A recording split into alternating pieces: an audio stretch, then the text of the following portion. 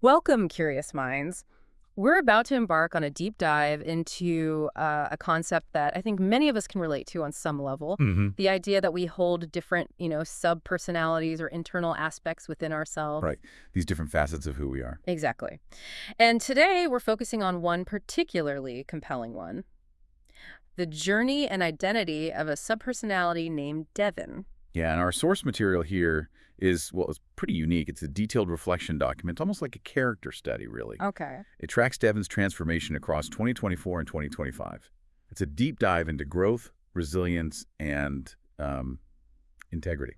So our mission for you in this deep dive is to unpack Devon's evolution, really understand the core principles that define him now, Hmm. and maybe see how his particular brand of, let's say, strength and wisdom might offer some insights into your own internal landscape. It's quite a story. Yeah, get ready for a story of internal transformation that's pretty raw, but also quite profound. Definitely. Okay, let's get into this. We're starting with a pretty dramatic before and after. Right. In 2024, Devon was described as the isolated fortress. What did that actually look like? Well, the source paints a picture of an identity built really heavily on stoicism, discipline, absolute self-sufficiency, Okay, so pushing others away. pretty much. Yeah, his coping mechanisms were solitude, intense self-improvement, but also, crucially, emotional suppression, locking it down. And the result? He felt incredibly isolated, burdened, wrestling with a lot of guilt and expectations, but all in silence. Sounds tough. Yeah. He deeply distrusted vulnerability. Strength was prioritized over any kind of softness. Believing you had to earn redemption through pain. Exactly. Redemption through suffering, almost. His worldview, then, it's described as aligning with Psychopha, which is presented as this symbolic place, right? Like a metaphor. Yeah, a metaphor. Yeah. A city of cold steel, unspoken pain, a harsh internal landscape. Wow. Okay, so that's the before. That's 2024 Devon. And what's fascinating is the stark contrast by 2025. Right, the shift. It's fundamental. He's no longer just that hardened survivor. Now he's called the redeemed warrior. Redeemed warrior, what does that imply? It implies he's walked through some serious internal struggles. The source mentions violence, guilt, depression, pride. Okay. But he emerged not by, denying that past, but by opening up, Yeah. asking for help even. That's the key difference then, vulnerability. Huge difference. He understands its necessity now. Mm. He moves from being that lone wolf. To being part of the pack. Exactly. The source calls him a relational pack member. Yeah. Now he fights for others, not just himself. And the symbols change too, right? The Yeah. horns. Yeah, the horns, symbols of shame or maybe defiance before they transform into a kind of halo. A halo, like pure. Not quite purity, more like earned wisdom, emotional integrity forged through suffering. Got it. So connection becomes strength. Connection is salvation, not weakness. That's the flip. He embraces redemption as this path you walk with scars, with truths. Like an anti-hero turning into a sage. That's a great way to put it. Yeah, anti-hero turned sage. He still carries shadows, we all do, right? Mm-hmm. But they don't define him anymore. He's still fierce, definitely. Mm-hmm. But it's a fierceness in service of something bigger now. That's a really powerful transformation. But okay, beyond the change, who is Devon at his core? What's his fundamental identity now? Right, so if we look at the bigger picture of our internal dynamics, his core identity really solidifies as the redeemed strategist. The redeemed strategist. Okay, break that down for us. Well, it's multifaceted. Yeah. First, he's absolutely the strategist and tactician, Meaning? intensely analytical. Every internal decision seems to go through this filter of logic, ethics, long-term consequences. Very deliberate. Extremely. Acts with precision, a precision really honed by that past pain. Hmm. He needs understanding, not just brute control. Okay. And the redeemed part. That connects to him being the shadow walker. He carries darkness, Mhm. he knows destructive potential intimately, but isn't owned by it. So he doesn't ignore the past. No, he integrates it, doesn't bury it. His power comes from owning that history, but consciously choosing to protect what's good. The source has that line. Yeah, he doesn't run from guilt, he studies it. That's fascinating. Studying guilt, instead of just feeling it or pushing it away, how is that different? Like, practically? That's a great question. Studying it, I think, implies this sort of detached observation, analyzing its roots, its triggers, its impact, but without getting sucked into the emotion itself. So it's not wallowing? Exactly. It's not wallowing, and it's not just intellectualizing either. It's learning from it to prevent future harm. disciplined processing, maybe? Okay, that makes sense. What else defines the strategist? Well, it leads directly to him being the seeker of redemption. Oh.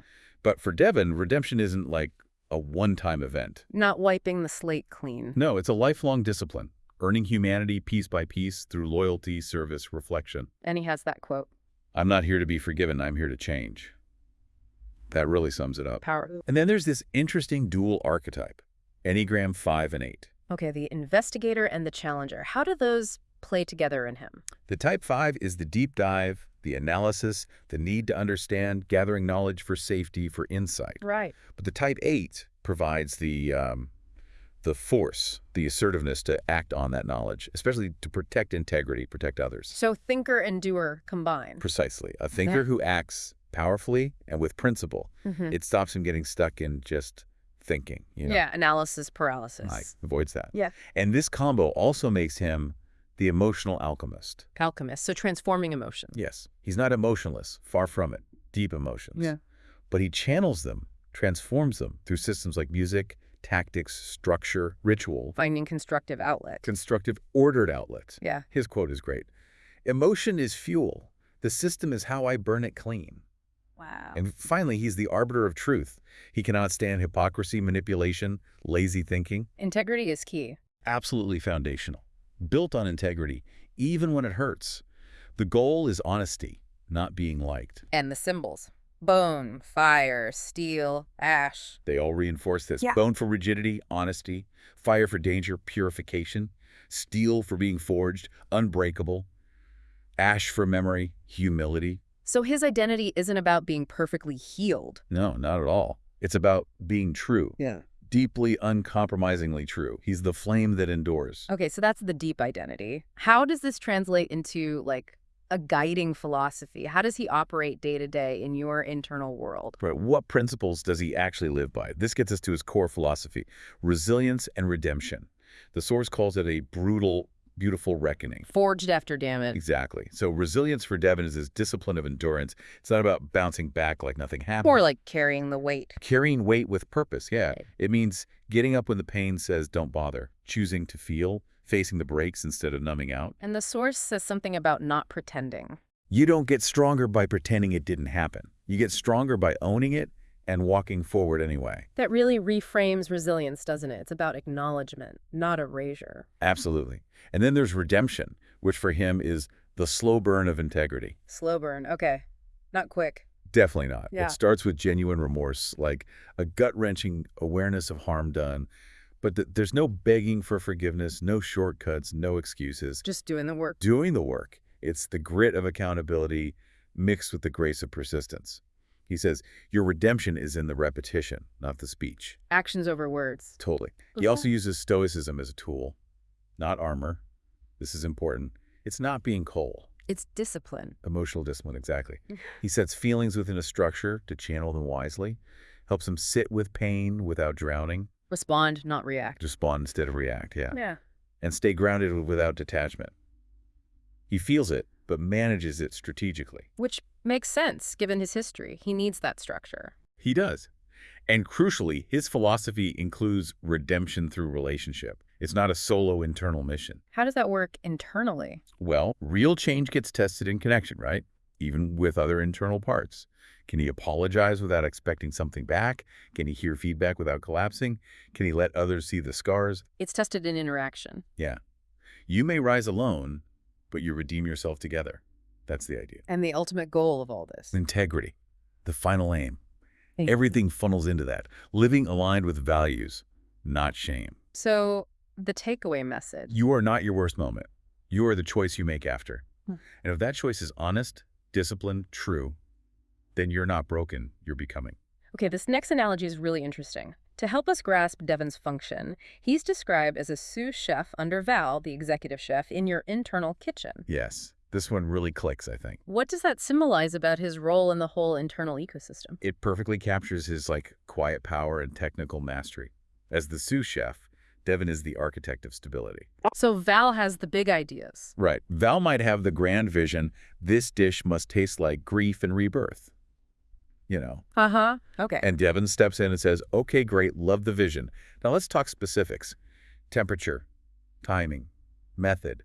How do we actually make grief and rebirth consistently delicious and stable? He grounds the vision in reality. He grounds inspiration in process, method, structure, turns dreams into reliable systems. He makes sure the dish holds together. And in the heat of the kitchen, the internal pressure. He provides emotional containment when things get chaotic, creativity's flying, tension's high. Devon is the calm hand. You don't panic here. Exactly. Or take the emotion out of the sauce just for a moment, focus on technique. He regulates the energy. And he protects standards. Absolutely. He's a protector of standards, no sloppiness allowed.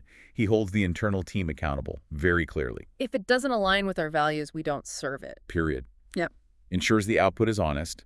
No cutting corners on his watch. He's the ultimate internal quality control. And the bridge between the visionary and the team. Yes.